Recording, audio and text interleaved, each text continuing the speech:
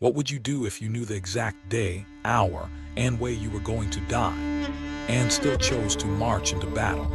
The Norse gods were not immortal.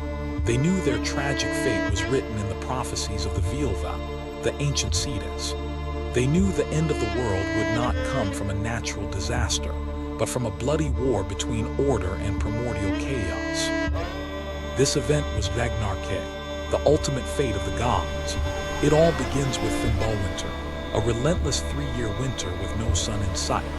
Rivers will freeze, crops will die, and sheer human desperation will turn the earth into a slaughterhouse where brother fights brother for a crust of bread.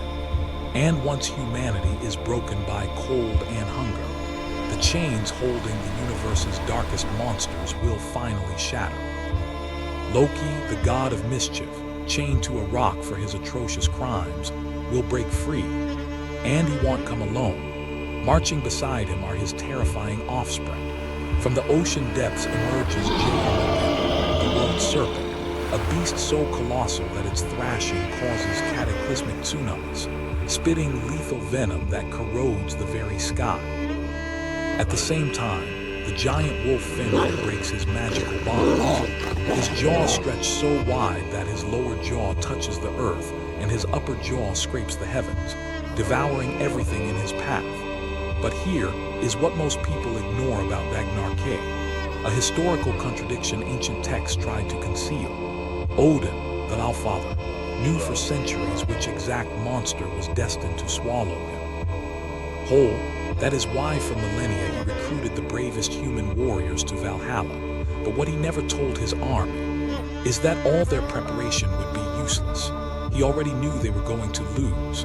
Heimdall, guardian of the gods, sounds the Jallar, the great horn whose echo reverberates through the 9 realms. The gods don their golden armor one last time. Thor marches wielding Mjolnir, and Odin, bearing his spear Gungnir, leads the Einherjar onto the battlefield of Vigrid. The clash of titans is apocalyptic. Odin charges headfirst at the ravenous wolf Fenrir. The battle is fierce, but prophecy unfolds. The beast opens its jaws and swallows the Allfather whole. Vidar, god of silence and son of Odin, driven by blind fury, steps on the wolf's lower jaw with his magical boot and tears the beast in two. On the other side, Thor faces his eternal rival, the serpent Jeyarmundir. In a clash of thunder and poison, Thor delivers a devastating strike with his hammer, crushing the monster's head. Thor walks away victorious. Takes 9 steps from the corpse, but the serpent's airborne venom fills his lungs, dropping him dead to the ground. Surtur, the fire giant, unleashes his flaming sword, engulfing the entire universe in a violent inferno. The stars go out, the earth sinks into the sea, and time itself stands still. Ragnarök was not absolute destruction, it was a rebirth.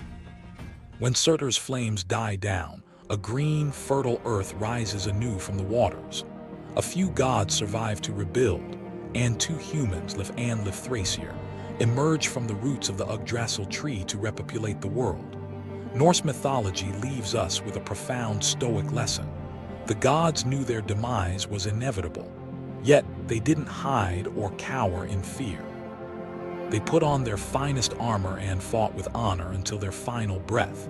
In real life, we all face our own Ragnaröks, moments where everything falls into flames. The bard's lesson is clear. You cannot control fate, but you can always choose the courage with which you stand against the storm. Would you have marched alongside Odin knowing the end was already written? Let me know in the comments, and subscribe to join the Bard's Chronicles.